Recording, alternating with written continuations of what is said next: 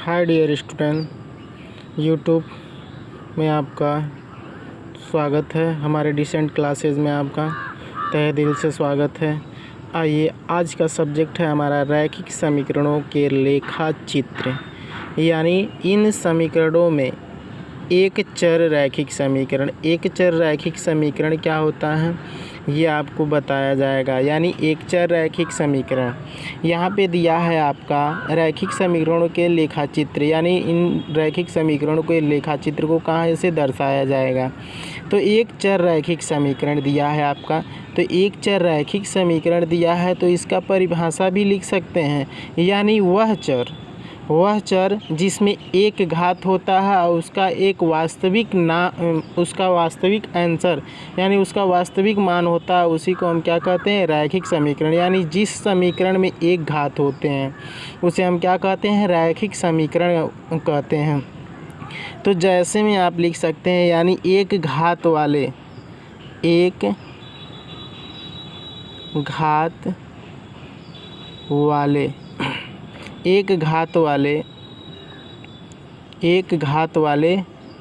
राशि को हम क्या कहते हैं, रैखिक समीकरण कहते हैं। रैखिक समीकरण कहते हैं।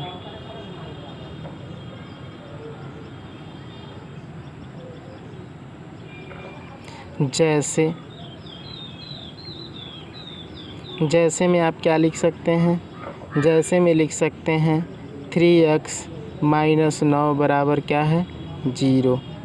ठीक। अब इसी प्रकार आप लिख सकते हैं 2y + 4 बराबर क्या लिख सकते हैं, 0। यानी बराबर अगर हम देंगे, बराबर 0 करेंगे तो आपका क्या होगा, एक रैखिक समीकरण होगा। अगर हम इसी को 3x - 9 अगर लिखते हैं तो ये अगर 0 यहाँ बराबर 0 को हटाते हैं तो हमारा रैखिक समीकरण नहीं सिर्फ रैखिक के रूप में आएगा, लेकिन बराबर 0 होने के वजह से क्या हो गए, आपका रैखिक समीकरण हो गए। इसी प्रकार इसमें देखिए इसका मान, वास्तविक मान क्या होता है, जैसे ऊपर दिया है आपका 3x - 9 बराबर 0 दिया है, तो यहाँ से 3x बराबर क्या लिख सकते हैं, 3x बराबर, यहाँ माइनस दिया, पक्षांतर करेंगे दूसरे तरफ तो +9 होता है, तो 3 से 3 क्या होगा, कट जाएगा। तो x बराबर कितना हो जाएगा, 3 हो जाएगा। x बराबर कितना हो जाएगा, 3। यही उसका वास्तविक मान है। ये क्या है, इसका वास्तविक मान है। अब इसी मान को अगर हम उसमें रख देते हैं तो दोनों समीकरणों को संतुष्ट करेगा। यानी प्रूव करते हैं अगर तो यहाँ से क्या हो जाएगा, प्रूफ जब करेंगे तो 3x - 9 बराबर क्या हो जाएगा, 0 हमारा है, 0 प्रूफ करना है। तो यहाँ क्या लिख सकते हैं, 3 गुणे x का मान कितना दिया है, 3 दिया है, 3 रखिए, -9 बराबर क्या हो जाएगा, 0। 3 का पहाड़ा 3 बार पढ़ेंगे तो कितनी बार आएगा, 3 तिरिके 9, और माइनस क्या हो जाएगा, 9। यहाँ माइनस लिख दीजिए, यहाँ पर क्या होगा 9। अब 9 हो गया तो बराबर कितना, 0। तो 0 बराबर कितना हो जाएगा, 0। तो ये क्या होगा, प्रूफ हो गया। यही आपका क्या है, एक रैखिक समीकरण। अब आते हैं दूसरे वाले। हाँ तो दोस्तों आइए नंबर 2 पे, यानी दो चर वाले रैखिक समीकरण। यानी दो चर वाले रैखिक समीकरण। पहला तो एक चर वाला आप जान गए कि एक ही घात के उपस्थित होते हैं और जिसकी वास्तविक संख्या होती है वो रैखिक समीकरण कहलाता है। अब दो चर वाले रैखिक समीकरण,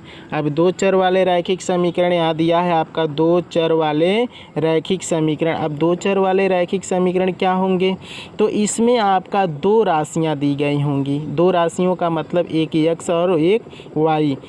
ठीक। यानी एक x और एक y, यानी दो अज्ञात राशियों को ही हम क्या कहते हैं, दो चर वाले रैखिक समीकरण कहते हैं। तो इसमें आप क्या लिख सकते हैं, इसमें लिख सकते हैं कि दो चर वाले रैखिक समीकरण, यानी दो चर वाले रैखिक समीकरण, दो चर वाले रैखिक समीकरण को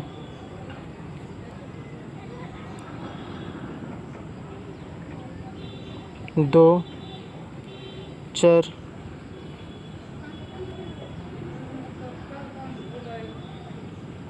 समीकरण के नाम से जाना जाता है। अब हमारा क्या हुआ, जाता है। अब दो चर वाले रैखिक यानी दो चर से सम्मिलित यानी दो चर मिलाकर एक रैखिक दो चर वाले रैखिक समीकरण का क्या होता है, निर्माण करते हैं। जैसे या आप सीधा सीधा कहते हैं, उसमें कह सकते हैं x और y का जो होता है उसे मिलाकर दो चर वाले रैखिक समीकरण का क्या होता है, निर्माण। जैसे में क्या लिख सकते हैं हम, जैसे में लिख सकते हैं 3x + 4y। यहाँ प्लस हम लिख रहे हैं तो ये मत समझिएगा कि प्लस ही रखेंगे तभी, आप माइनस भी रख सकते हैं, बराबर क्या हो जाएगा 18।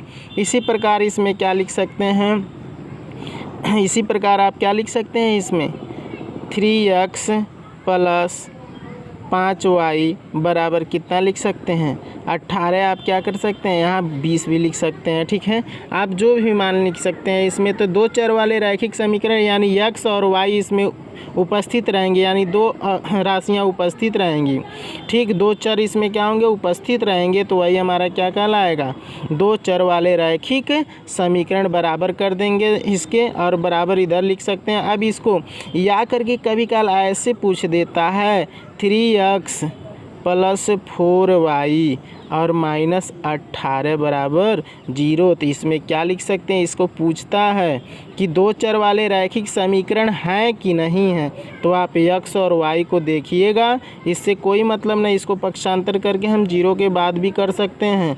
तो हमारा क्या हो जाएगा, दो चर वाले रैखिक समीकरण हैं, या क्या लिख सकते हैं, ये क्या हैं दो चर वाले रैखिक समीकरण। अगर इस तरह पूछेगा तब बताइएगा, अन्यथा नेक्स्ट आप तीसरे वाले आप चरण में चला जाए। हाँ तो दोस्तों देखिए, अब नंबर 3 पे आता है रेखा चित्र। यानी रेखा चित्र क्या होता है, तो आप सीधा सीधा कह सकते हैं रेखा चित्र बिंदु रेखीय पात्र का प्रयोग होता है। किसी समतल में किसी बिंदु की स्थिति दो नियत एवं परस्पर लंबवत रेखाओं के अभिदेश का मतलब केंद्रक ज्ञात की जाती है। इन रेखाओं को हम क्या कह सकते हैं, निर्देशांक, यानी दो समतल बिंदु पर यानी दो रेखा खींच सकते हैं। यहाँ पर क्या लिख सकते हैं, यहाँ पर नंबर 1 रेखा और यहाँ पर क्या लिख सकते हैं, नंबर 2 रेखा। यानी दो बिंदुओं को हम क्या कर सकते हैं, आसानी से खींचा जा सकता है। ठीक, इसे आप बढ़ा सकते हैं, जितना आप चाहें उतना बढ़ा सकते हैं, कोई दिक्कत नहीं होगा। ठीक, अब ये हो गया आपका बिंदु, यानी दो समतल बिंदुओं पर हम क्या करें, परस्पर लंबवत रेखा खींच दी, एक ऐसे और एक ऊर्ध्वाधर, एक है क्या हो गया क्षैतिज। अब ऊर्ध्वाधर हो गया ऊपर का और ये क्षैतिज क्या हो गया, समतल के रूप में दो हम खींच चुके। तो इन रेखाओं के अक्ष कहते हैं, इन्हें हम क्या कहते हैं, अक्ष कहते हैं। तो ये क्या हो जाएगा, यक्ष अक्ष, इसको क्या बोलते हैं, यक्ष अक्ष। ये पूरी लाइन यक्ष अक्ष कहलाती है। और इसको हम क्या बोलते हैं, वाई अक्ष। इसको क्या बोलते हैं, वाई अक्ष कहते हैं। यानी ये पूरी लाइन यहाँ से यहाँ तक खींची गई, ये क्या कहलाती है, वाई अक्ष कहलाती है। अब वाई अक्ष कहलाती है तो इसमें क्या होगा, इसे हम क्या कहते हैं, निर्देशांक कहते हैं। ये दोनों रेखाएं समतल के को 4 बराबर भागों में बांट रही है। क्या बांट रही है, 4 बराबर भागों में। ये फर्स्ट हो गया, ये सेकेंड हो गया, और ये हो जाएगा थर्ड, और ये हो जाएगा फोर्थ। यानी 4 भागों में क्या कर रहा है, बांट रहा है। ये हमारा क्या कहलाता है, मूल बिंदु। ये क्या कहलाता है, मूल बिंदु, जिसे हम 0 से प्रदर्शित करते हैं। ठीक है, यानी यक्ष अक्ष तो यहाँ लिख सकते हैं यक्ष डैश अक्ष, और इसको वाई है तो यहाँ वाई डैश अक्ष लिख सकते हैं। ठीक है, अब इतनी प्रक्रिया हो गई इसमें। अब ये क्या होंगे इसमें, तो अब कह रहा है दोनों रेखाओं के समतल, यानी दोनों रेखाओं के क्या है, समतल हैं, को 4 बराबर भागों में विभाजित करता है, जिन्हें हम क्या कहते हैं, चतुर्थांश कहते हैं। चतुर्थांश का मतलब होता है 1/4 भाग। ठीक है, यानी चारों भाग में विभाजित किया जाता है, उसे क्या कहते हैं, चतुर्थांश, इंग्लिश में कोऑर्डिनेट्स कहते हैं। अतः यक्स वाई यक्स, अब यहाँ से आपका यक्स ओ वाई यानी प्रथम चतुर्थांश, X dash O Y second चतुर्थांश, X dash O Y dash third चतुर्थांश और X O Y dash fourth चतुर्थांश आपका होता है। तो इसी प्रकार आपका चतुर्थांशों में क्या हो गया, सम्मिलित हो गया। अब इस पे हम क्या करेंगे, रेखा चित्र का मतलब होता है अंक को दर्शाना, यानी कैसे हम दर्शाएंगे। तो इसमें दिया है हमारा ये 0 हो गया। 0 के बाद ये जितनी भी दूरी हैं इसे समतल के रूप में, यानी हम अगर राइट हैंड साइड जाते हैं तो प्लस होता है, क्या होता है, प्लस। ये दूरी बराबर होनी चाहिए। आप जितना चाहें उतना इस लाइन पे बढ़ा सकते हैं, 1 2 3 4 5, ठीक है, 5 तक हम बढ़ाएं जितना ही जगह है। और उसके बाद यहाँ हो गया 1 2 3 और ये हो जाएंगे 4। आपका यहाँ भी दूरी समान होनी चाहिए। ये भी ऊपर अगर जाएंगे तो ये दोनों क्या होंगे, धनात्मक होते हैं। क्या होते हैं, धनात्मक होते हैं। अब इधर आते हैं तो ये क्या होता है, एक्स अक्ष पर ये ऋणात्मक होता है। तो यहाँ से क्या होगा, बिंदु 1 -1, बिंदु 2 -2, बिंदु 3 -3, बिंदु 4 -4 हो गया। ये क्या होते हैं, ऋणात्मक होते हैं। और ये भी आपका नीचे का वाई डैश जो दिया है ये भी क्या होते हैं, ऋणात्मक होते हैं। तो यहाँ भी क्या लिख सकते हैं, यहाँ लिख सकते हैं आप -1 -2 -3 -4, ठीक है। ये आपके दोनों होते हैं क्या, ऋणात्मक। क्या होते हैं, ऋणात्मक होते हैं। आप इसको कर सकते हैं। उसके बाद इधर आपका ये दोनों धनात्मक और ये ऋणात्मक। तो इसमें जब हम चतुर्थांशों को क्या करते हैं, देखते हैं कि यह हमारा चतुर्थांश क्या हो रहा है, तब इस तरह आप दर्शा सकते हैं इसे अस्थायी रूप से। इसमें बेहिचक आप दर्शा सकते हैं, ठीक है। अब हम चौथे रूल पे आएंगे कि चिन्ह परिपाटी का नियम, यानी चतुर्थांशों में चिन्ह को कैसे दर्शा सकते हैं, ठीक है। तो आते हैं अगला, इसमें आपका तीसरे नंबर से आपके चौथे नंबर पर आइए देखते हैं।